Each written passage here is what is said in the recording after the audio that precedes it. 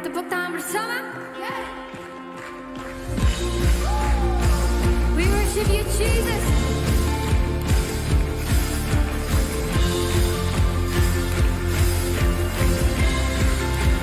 Everybody just yes.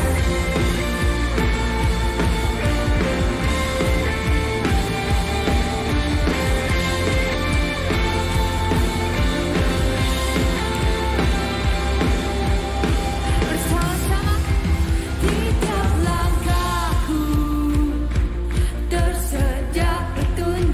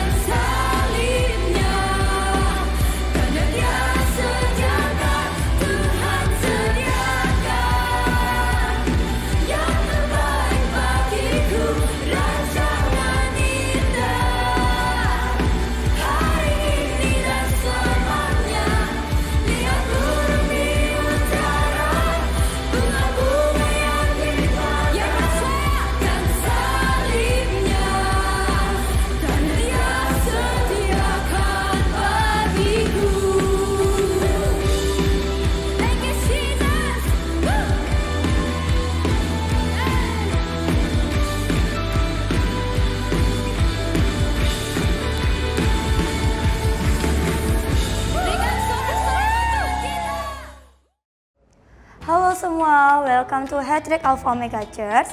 Kita berharap kalian tidak merasa canggung dengan cara kita mengangkat tangan, melompat, menyanyi, atau mendengar bahasa-bahasa yang mungkin asing bagi teman-teman. Karena kami percaya bahwa lagu dapat membangkitkan iman dan itu merupakan ekspresi kita mengasihi Tuhan. Alpha Omega Church adalah tempat orang yang tidak sempurna, jadi kalau di antara Anda ada yang punya kawan, keluarga, yang tidak sempurna, Anda bisa ajak mereka untuk bersama-sama terhubung lewat ibadah online ataupun hadir di ibadah onsite. Di Alpha Omega Church, kita berusaha membangun suasana yang antusias dan semarak dalam setiap ibadah, baik onsite ataupun online. Sehingga kita sangat mengajak Anda untuk berpartisipasi dan responsif dalam ibadah ini. Feel free untuk ikut bertepuk tangan, mengangkat tangan, tersenyum, dan menikmati apa yang sedang berlangsung. Berikut ini beberapa informasi yang baik untuk kita perhatikan.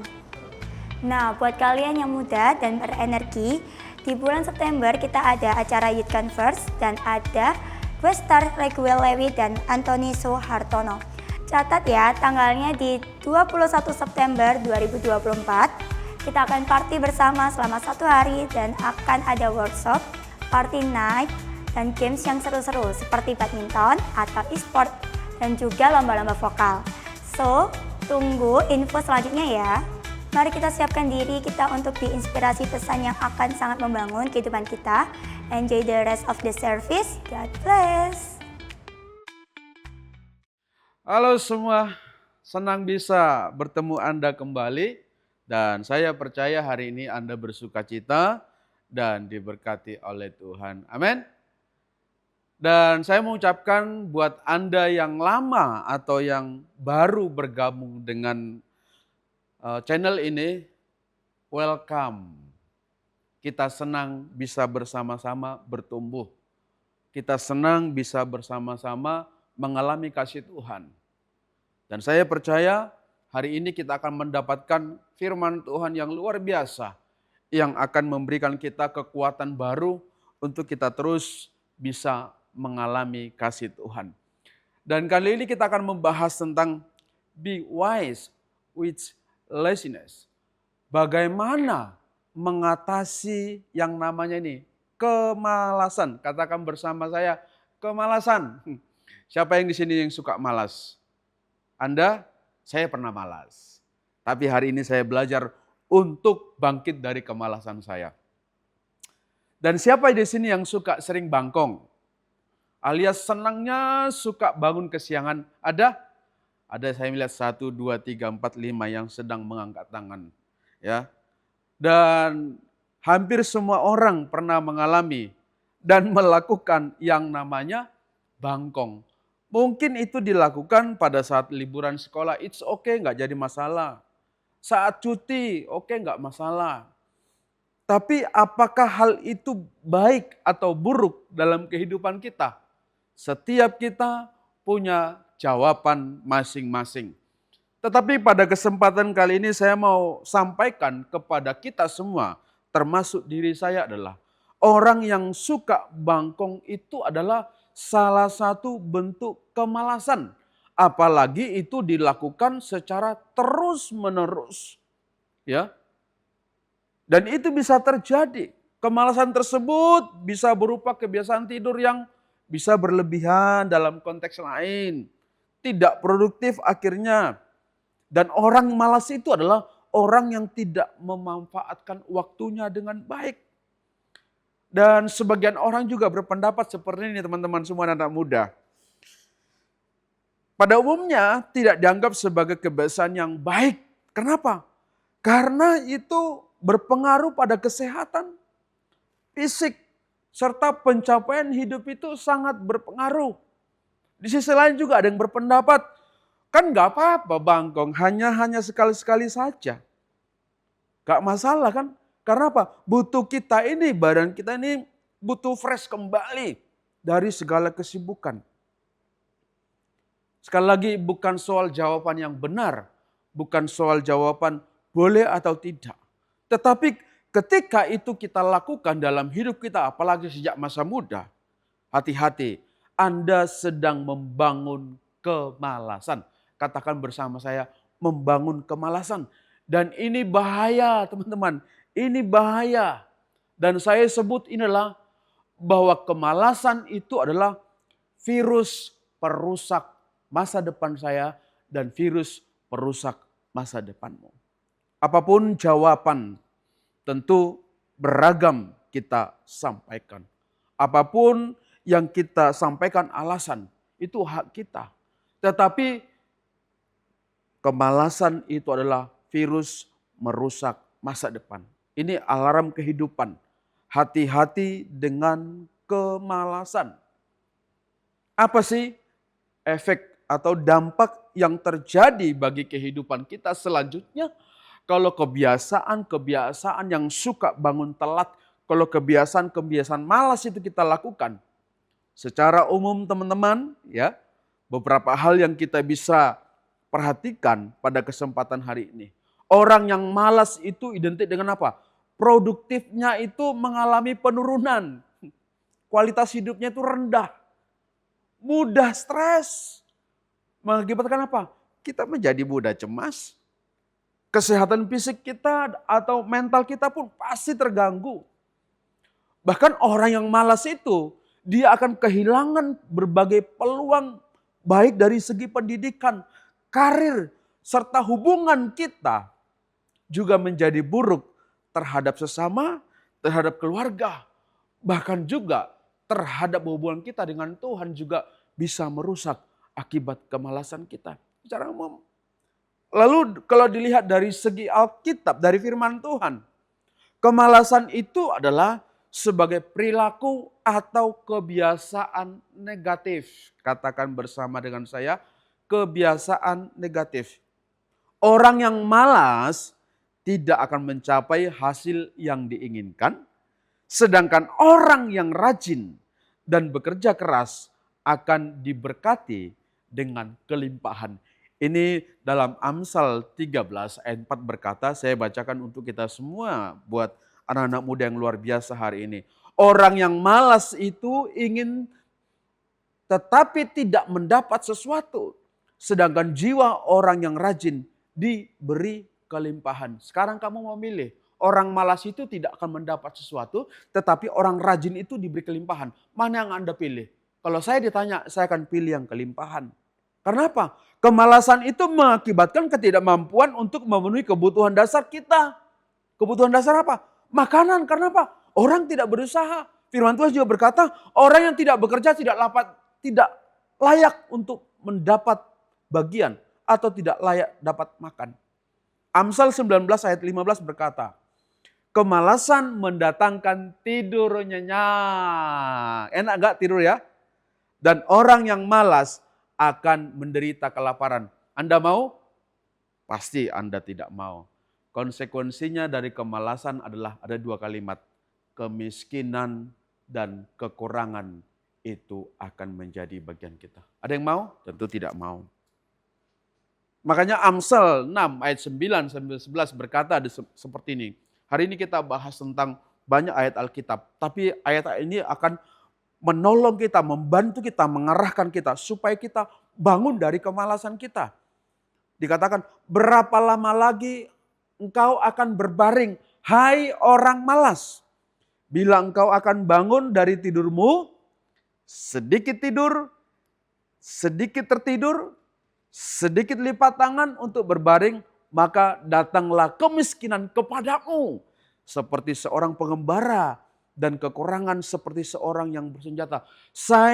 Doa saya dalam diri saya adalah, saya tidak mau datang kemiskinan terhadap diri saya oleh karena kemalasan saya.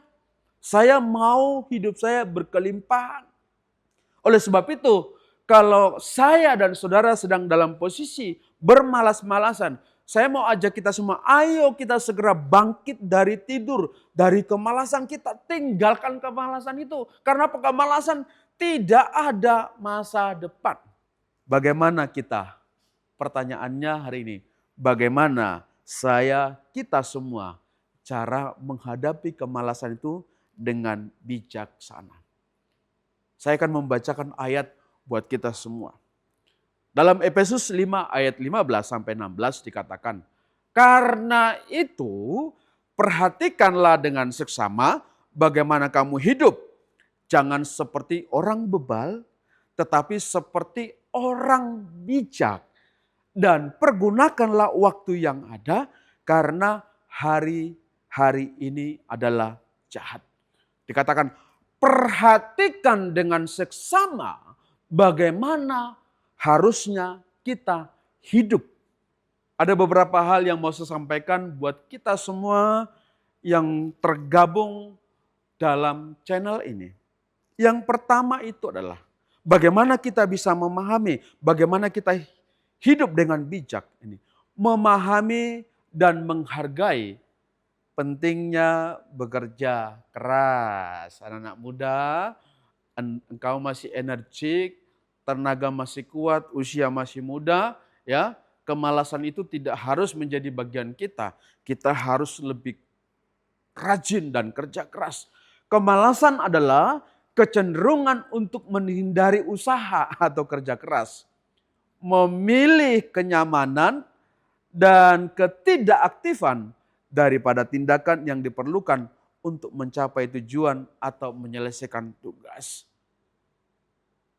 Cenderungnya kita menghindari usaha, memilih bermalas-malasan. Sekali lagi, kemalasan tidak ada masa depan. Amsal 14 ayat 23. Perhatikan, dalam setiap jeripaya ada keuntungan. Perhatikan ya. Tetapi kata-kata belaka mendatangkan kekurangan.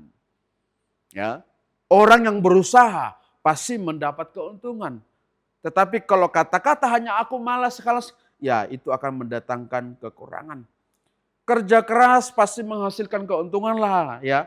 Dan hasil yang baik. Sedangkan hanya berbicara tanpa tindakan, omong kosong, kosong nyaring bunyinya. Tadi saya sudah singgung bahwa dalam Amsal 13:4, orang malas ingin tetapi tidak mendapat sesuatu, sedangkan jiwa orang rajin diberi kelimpahan. Artinya, hari ini kalau firman Tuhan kita dengar bahwa orang yang memahami dan menghargai kerja keras adalah orang yang bijak.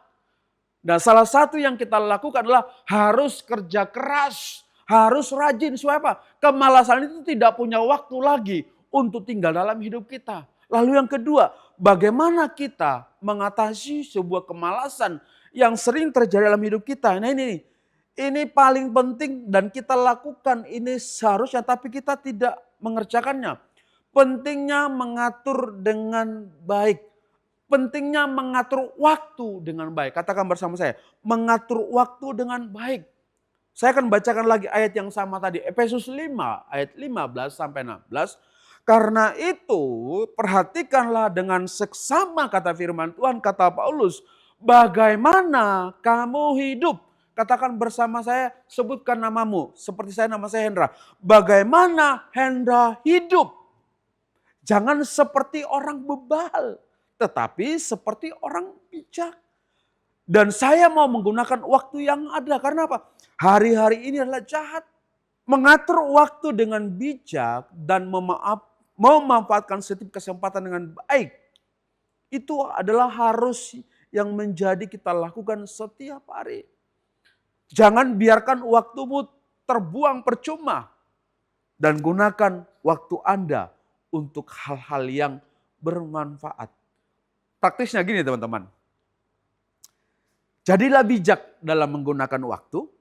Contohnya, Anda sudah membuat jadwal harian dan tetapkan waktu khusus. Ya, kapan waktunya bekerja, kapan waktunya beristirahat, kapan waktunya untuk bermain. Ada waktu. 24 jam satu hari lebih dari cukup sebenarnya. Tetapi kenapa 24 jam itu lebih banyak kita buang? Karena kita tidak membuat jadwal harian kita sehingga kita lebih banyak malasnya. Kan anak muda identik dengan apa? Tenaga masih kuat, kreatif, fresh, inovatif. Dan selalu mereka punya ide-ide yang cemerlang, yang brilian. Tapi kelemahan saya dan saudara itu satu. Kurangnya cemerlang dalam mengelola waktu. Sorry ya. Kita yang muda ini agak sulit kalau diberitahu. Dan lagi-lagi kita terjebak menjadi orang bebal. Paulus katakan, jangan seperti orang bebal. Orang bebal itu apa? Satu kata, orang bebal itulah keras kepala. Contoh, sekarang kan di Surabaya contohnya, di Sidoarjo, Jawa Timur, atau mungkin di Jakarta atau dimanapun. Sekarang lagi booming, lagi seperti jamur. Di mana-mana ada warkop, warung kopi. Dan itu buka 24 jam. Dan selalu ada orang nongkrong di sana. Selalu ada orang banyak di sana. Apakah itu salah? Apakah itu benar? Saya tidak berkata itu salah atau benar. Tapi saya hanya mau menyampaikan bagaimana kita bisa mengatur waktu. Saya tidak melarang Anda untuk nongkrong di warung kopi. Bisa saja, cuman bagaimana kita mengolah supaya apa? Waktu kita tidak terbuang dengan sia-sia. Dan orang yang bijak adalah orang yang selalu memanfaatkan waktunya dengan baik. Karena dia tahu waktu itu adalah pemberian Tuhan yang harus dihargai dan disyukuri. Lalu yang ketiga, bagaimana kita menghadapi kemalasan dengan bijak?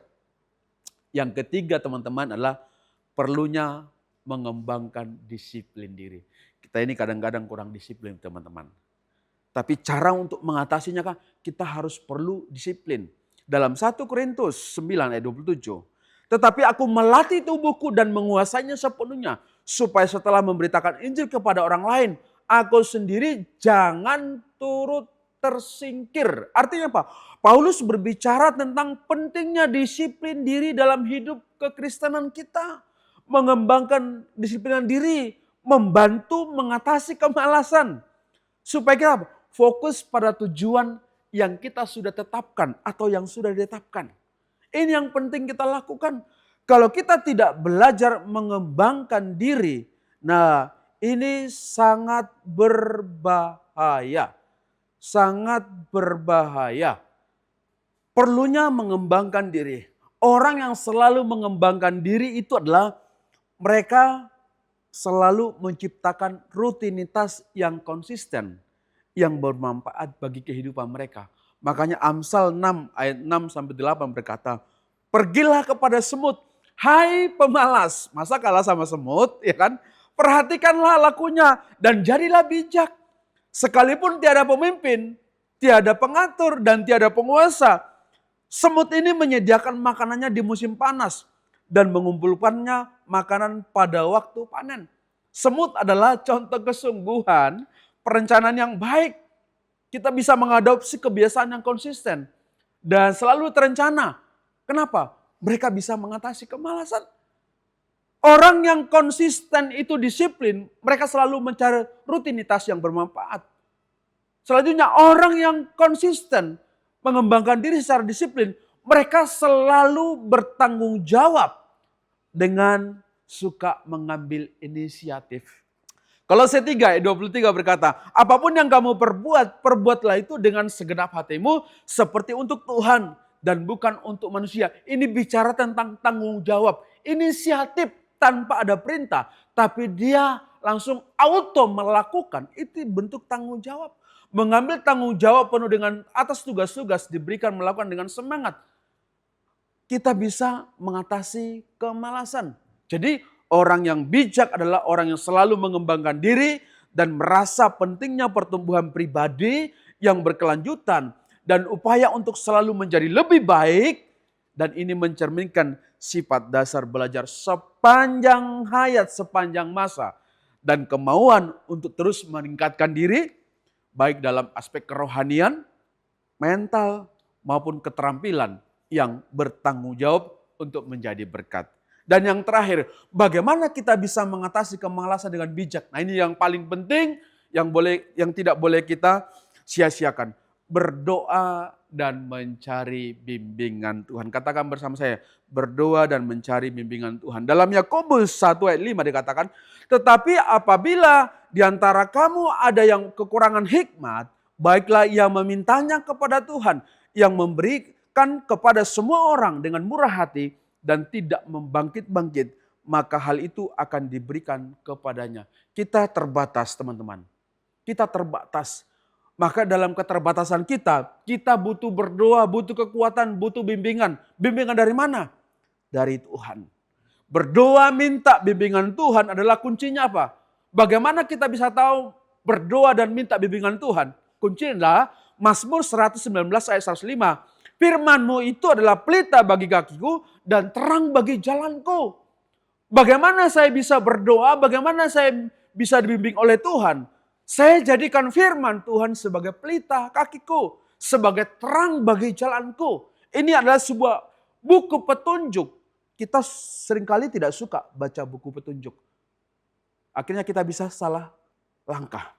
Amsal 4 ayat 20 sampai 22 berkata, "Anakku, perhatikanlah perkataanku dan sendengkanlah telingamu kepada ucapanku.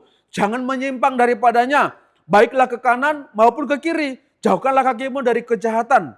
Ini bicara apa? Kita harus suka baca Alkitab. Karena Alkitab itu memberikan petunjuk yang baik. Supaya kita menjadi orang yang tidak malas. Orang yang bijak adalah orang yang tidak mau mengandalkan pikirannya dan kemampuan dalam dirinya. Tetapi orang yang bijak adalah selalu mencari bimbingan dan berdoa kepada Tuhan. Lewat baca firman Tuhan. Maka kita akan menemukan jawaban yang benar. Dan kita menjadi orang-orang yang rajin. Sebab itu Tuhan menghargai dan menginginkan kerajinan dari umatnya. Dari setiap kita anak muda. Kemalasan tidak memuliakan Tuhan. Sedangkan kerja keras dan kerajinan menunjukkan rasa tanggung jawab dan dedikasi yang sejati yang sangat dihargai oleh Tuhan. Saya pernah pelayanan dalam salah satu gereja di Jawa Timur. Kalau tidak salah saya ingat tahun 2007 saat itu ada ibadah tutup tahun. Dan ibadah tutup tahun itu makan bersama jemaat semuanya. Dan makan itu jam 12. Tentunya ya semua itu prasmanan. Akan ada banyak piring, sendok, gelas segala macam ratusan. Bahkan kalau kita hitung semua sendok itu ada sekitar ribuan. Tentu kalau malam itu langsung dikerjakan kan kasihan. Nah akhirnya petugasnya itu memutuskan besok pagi akan dilakukan pembersihan. Tetapi pagi-pagi buta saya bangun. Lalu saya bangun, saya pergi berjalan keluar sebentar. Saya melihat tumpukan yang begitu banyak. Piring-piring kotor, lalar mulai berdatangan. Saya melihat ini sangat jorok sekali, sangat tidak bersih. Tanpa banyak alasan, tanpa berpikir panjang. Saya langsung mengambil inisiatif. Saya membersihkan semuanya tanpa pikir panjang. Saya membersihkan semuanya itu. Dan ketika yang bertugas datang, dia kaget. Loh, siapa yang mengerjakan? Siapa yang mengerjakan? Dia kaget. Apa yang saya lakukan ini? Saya tidak mencari pujian, saya tidak mencari keuntungan. Saya hanya mau kerja keras, memanfaatkan waktu saya dengan baik, punya inisiatif. Supaya apa? Saya melatih diri saya untuk terbiasa kerja keras. Sebab apa? Saya SD sudah pergi ke sawah teman-teman. Waktu SMP saya sudah bantu orang saya deres karet. Membantu mencari uang bersama dengan orang tua saya. Dan kebiasaan itu sampai sekarang itu terjadi dalam diri saya. Ya, apa yang mau saya sampaikan? Saya belajar untuk terus berusaha melakukan apa yang terbaik yang bisa saya lakukan. Ya tidak menutup kemungkinan kemalasan bisa saja terjadi kepada setiap kita. Tapi saya tidak membiarkan diri saya berdiam diri menikmati kenyamanan. Sekalipun saya tidak seperti orang lain, mungkin orang punya ini, saya punya ini, orang lain lebih hebat, tidak masalah. Saya bangga melakukan apa yang saya bisa lakukan sesuai dengan kehendak Tuhan. Karena apa yang saya lakukan, saya ingin orang diberkati dan nama Tuhan dipermuliakan. Anda diberkati pada kesempatan kali ini, Tuhan memberkati Anda dan saya ingin berdoa buat kita semua. Bapa di surga, terima kasih untuk firman-Mu hari ini. Kami diingatkan kembali supaya kami bangkit dari kemalasan kami. Kebiasaan-kebiasaan kemalasan kami mau tinggalkan sebab di dalam kemalasan kami tidak ada masa depan. Masa depan ketika kami melakukan apa yang Tuhan kehendaki. Oleh sebab itu, semua anak-anak-Mu yang mendengarkan hari ini, mereka menjadi orang-orang yang rajin. Mereka menjadi orang-orang yang giat, menjadi orang-orang yang pintar, luar biasa diberkati oleh Tuhan.